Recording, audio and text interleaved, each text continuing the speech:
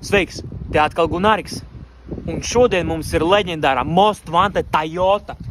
Ja tu nepērci šo, tad tev nebūtu gongoltājiem un tā ir bēda. Ja tu nepērci to no manis, tā ir katastrofa. Leģendārais Levins, Japāns, bet ar 1.6 haubi, bez nitro.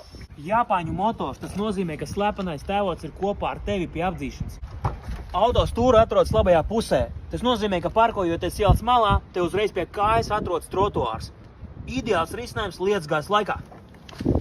Aizmugurē vietas maz, bet iepirkuma maisiņam tīri ok.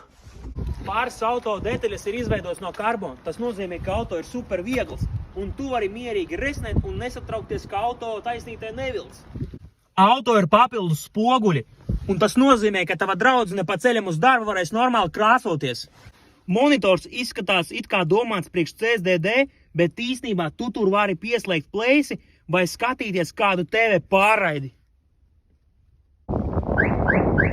95. gada auto un ir start-stop sistēma. Kā saka, S-klase atpūšās. Paskaties, cik kas priekšējais bumpers. Vasarā tu varēsi pļaut ar viņu zāli, kā arī piestrādāt žekā. Diski ir vienkārši smuki un nāk komplektā. Nav ādas beņķi, bet toties lupata labi filtrējas. Tu zini, par ko runa.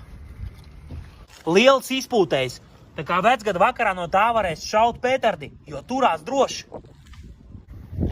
Liels spoilers, ideāls galdiņš, kur nolikt savu maķīti vai 50 čomu kafijas.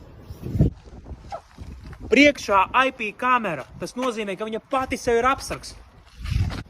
Ja tu gribi sev šo auto un būt īsti Tokī gonku meistars, tad raksti man, sarunāsim līdz nākošajai reizei.